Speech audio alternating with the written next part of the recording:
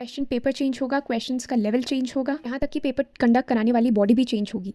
हम तो बस केवल इतना चाहते हैं कि कोई ऐसी बॉडी को वेंडर ना मिले जिसे ऑलरेडी मोस्ट करप्ट का टैग मिला हुआ है। So hello everyone, I hope you all are well. 2025 से एसएससी के एग्ज़ाम्स में काफ़ी बड़े चेंजेस आने वाले हैं।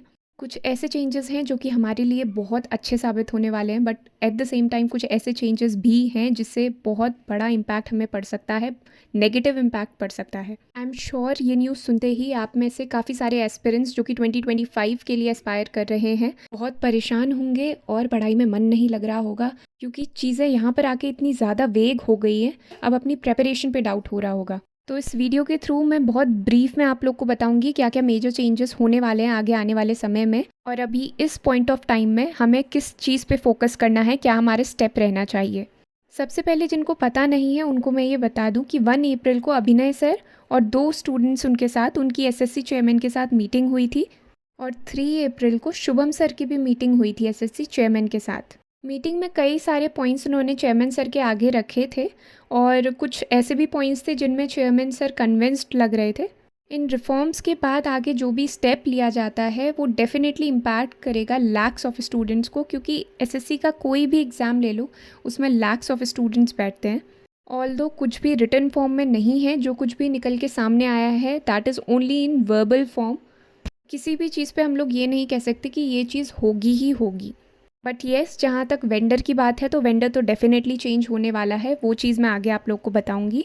सब ब्रीफ में हम लोग एक बार देख लेते हैं कि क्या क्या चीज़ें उन्होंने रखी थी। सबसे पहले उन्होंने कहा था कि आंसर की का इवैल्यूएशन प्रोसेस को इम्प्रूव करने की ज़रूरत है, क्योंकि जो इशू 2024 में हुआ था, पहली बात तो उन्होंने क्वेश्चंस गलत डाले। उसके बाद जब फाइनल आंसर की आई उसमें हमें पता चला कि कुछ ऐसे भी क्वेश्चंस को उन्होंने रॉन्ग किया हुआ है जो कि एक्चुअल में गलत है ही नहीं। और इससे क्या होता है, इससे बोनस मार्क्स मिलते हैं, और उसके आगे का मैटर तो हर कोई जानता है। हाँ, 2024 के मैटर पे भी बात की गई थी चेयरमैन सर से, पर उन्होंने ये चीज़ कहा था कि 2024 के मैटर पे हम कुछ नहीं कर सकते हैं जब तक कोर्ट का ऑर्डर नहीं आ जाता। और एक और बात, जिनका ऑलरेडी सिलेक्शन हो गया है 2024 से, उन लोगों को परेशान होने की ज़रूरत नहीं है, कोई उनसे उनकी जॉब नहीं छीन रहा है। ये सारी चीज़ें 2025 के लिए चल रही हैं। अब आंसर की इवैल्यूएशन प्रोसेस को लेकर के चेयरमैन सर ने कहा था कि इवैल्यूएशन प्रोसेस ऑलरेडी 2 से होकर के गुजरती थी। सबसे पहले जो टीसीएस, जो कि अभी तक हमारा पेपर सेटर था, तो वो आंसर की को इवैल्यूएट करता है। उसके बाद जो सब्जेक्ट मैटर का एक्सपर्ट होता है वो इसको इवैल्यूएट करता है। इसी के साथ साथ उन्होंने कहा है कि हम एक स्टेज और ऐड करने का ट्राई कर रहे हैं, जिसमें हम लोग प्रोफेसर्स की कमेटी बनाएंगे जो कि फर्दर इसको यानी सब्जेक्ट मैटर एक्सपर्ट के बाद फिर इसको रिव्यू करेगा, ताकि कोई भी एबनॉर्मैलिटी नहीं हो। इसी के साथ साथ जो सेकंड मेजर चेंज आने वाला है वो है वेंडर को लेकर के। अभी तक हम लोगों ने देखा 2018 से टीसीएस को वेंडर मिला हुआ था, पेपर भी वही सेट कर रहा था, सॉफ्टवेयर भी वही प्रोवाइड कर रहा था, और पेपर को कंडक्ट भी वही कर रहा था। तो सारे काम टीसीएस अकेला ही कर रहा था। अब 2023 में एसएससी ने फिर से वेंडर निकाला, और एसएससी ने कहा कि ये जो तीनों काम है वो कोई एक बॉडी नहीं करेगी, 3 काम 3 अलग अलग बॉडीज़ करेंगी। सबसे पहले वेंडर था क्वेश्चन बैंक के लिए कि क्वेश्चन कौन बनाएगा, तो वो चीज़ कंफर्म हो गया है कौन बनाने वाला है। ये 3 कंपनीज निकल करके आई हैं, C&K management, integrated learning solution private limited and Meta I technologies. ये 3 कंपनी फाइनलाइज हुई हैं, या तो पेपर ये तीनों की तीनों मिलके बनाएंगी या इनमें से कोई 2 बनाएंगी। तो अभी तक ये तो फाइनलाइज हो गया है कि क्वेश्चन जो हमारे रहने वाले हैं वो सेम नहीं रहने वाले हैं। अब इस पैटर्न से क्वेश्चंस पूछे जाते थे प्रीवियस ईयर्स में, थोड़ा सा डिफरेंस आएगा। मैं ये नहीं कह रही हूँ कि कोई मेजर चेंज आ जाएगा, बट थोड़ा सा डिफरेंस हाँ देखने को ज़रूर मिलेगा। पर इसका मतलब क्या ये है कि PYQs को करना अब वर्थ इट नहीं है, ये चीज़ मैं आगे डिस्कस करूँगी। इसके बाद सेकेंड वेंडर था सॉफ्टवेयर के लिए, तो सॉफ्टवेयर का अभी कुछ फाइनलाइज नहीं हुआ है, इसका कोई आइडिया नहीं है। देन नेक्स्ट है पेपर कंडक्ट कौन कराएगा, तो उसके लिए मैक्सिमम चांसेस बन रहे हैं एडिक्विटी के, जो कि हमारे लिए सबसे बड़ी प्रॉब्लम होने वाली है। ऑल्दो अभी कुछ कंफर्म नहीं है, बट टेक्नोलॉजी टेस्ट के लिए जो कंपनीज़ थी उनमें से ये 3 कंपनीज़ हैं जो कि फाइनलाइज हुई थी।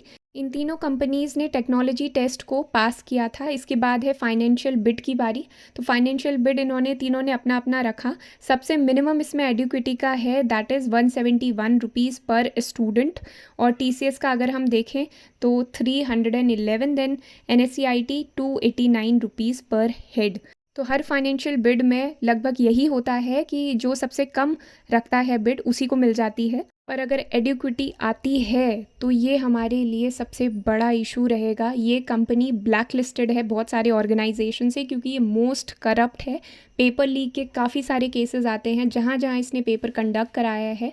कुछ स्टूडेंट्स के मैं मैसेजेस पढ़ रही थी तो वहाँ पे मैंने देखा था कि बच्चे बोल रहे थे लास्ट 5 to 6 ईयर्स ये जो कंपनी है ये एमपी के एग्ज़ाम्स को कंडक्ट करवा रही थी और एक पेपर ऐसा नहीं है जो कि लीक ना हुआ हो। तो इस तरीके का इसका मैनेजमेंट रहा था। अगर एडिक्विटी आती है तो ये हमारे लिए बहुत बड़ी प्रॉब्लम हो जाएगी। तो ऐसा सीन है कि पूरे साल साल प्रिपरेशन करते रहो और लास्ट में पेपर लीक हो जाए, तो ये चीज़ काफ़ी ज़्यादा डिप्रेसिंग रहती है।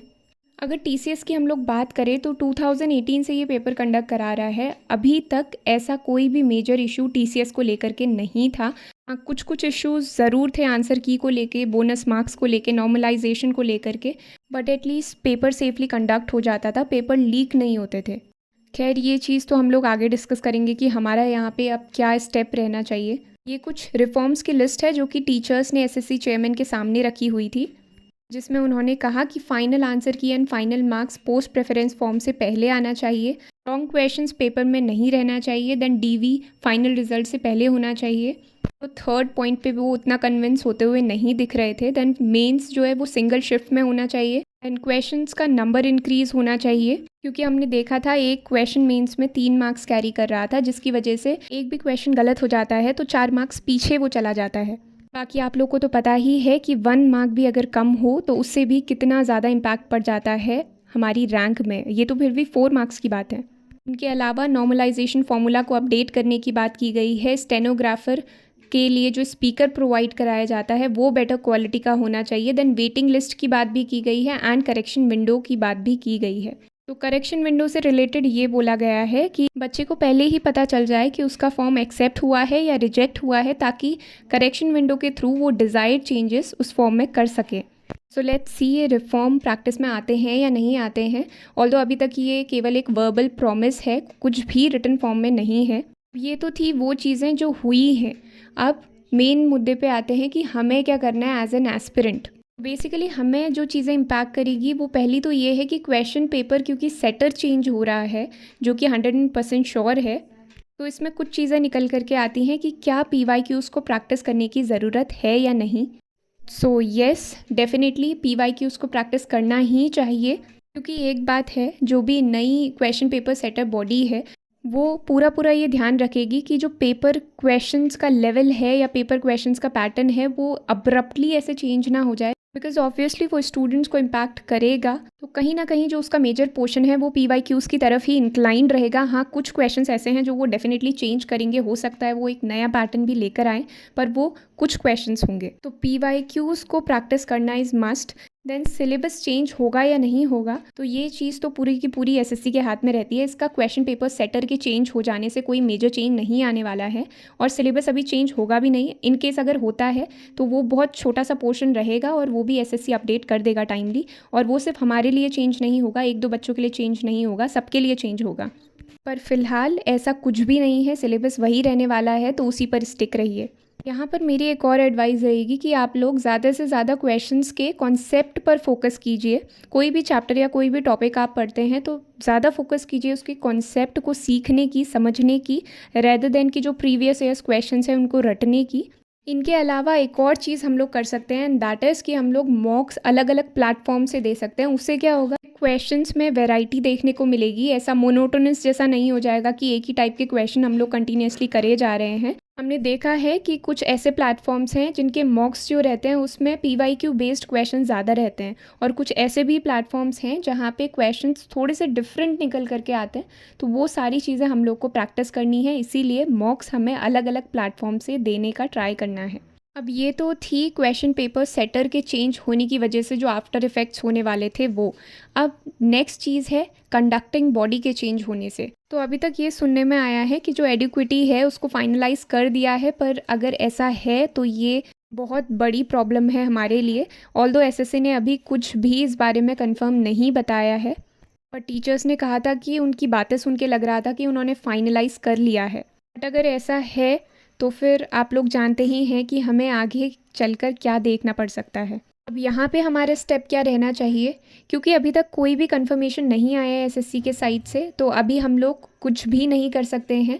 जैसे ही कुछ अपडेट आता है, चीज़ें कंफर्म होती हैं, तो तब वहाँ से अगर एडिक्विटी फाइनलाइज हो रखी है देन ट्विटर कैंपेन मस्ट है। यही एक तरीका है जहाँ से हम लोग अपने लिए जस्टिस कर सकते हैं। तो आप लोगों से रिक्वेस्ट यही है कि जो टीचर्स लीड कर रहे हैं उन लोगों का मैक्सिमम सपोर्ट कीजिए, और जब तक चीज़ें फाइनलाइज नहीं हो जाती हैं तब तक का परेशान नहीं होना है। You are not the only one, we all are together. जो भी होगा सबके साथ होगा, तो इसीलिए आप लोग परेशान मत होइए। अभी के लिए जब तक चीज़ें क्लियर नहीं हो जाती, हम सिर्फ़ और सिर्फ एक ही काम कर सकते हैं, वो है केवल और केवल अपनी उस एक सीट पे फोकस करना और प्रिपरेशन करते रहना। बाकी आगे जो कुछ भी होगा, जो कुछ भी फाइनलाइज होकर आएगा, वो हम सब लोग मिलकर देख लेंगे, और टीचर्स का सपोर्ट हम सब लोग के पास है, तो हमें भी उनको सपोर्ट करते रहना चाहिए। अब इस वीडियो को इतना ही रखते हैं। आई होप इसके बाद थोड़ा सा आप लोग को रिलीफ मिला हो और अब आप लोग फोकस कर पाएँ फिर से अपनी स्टडीज़ पे।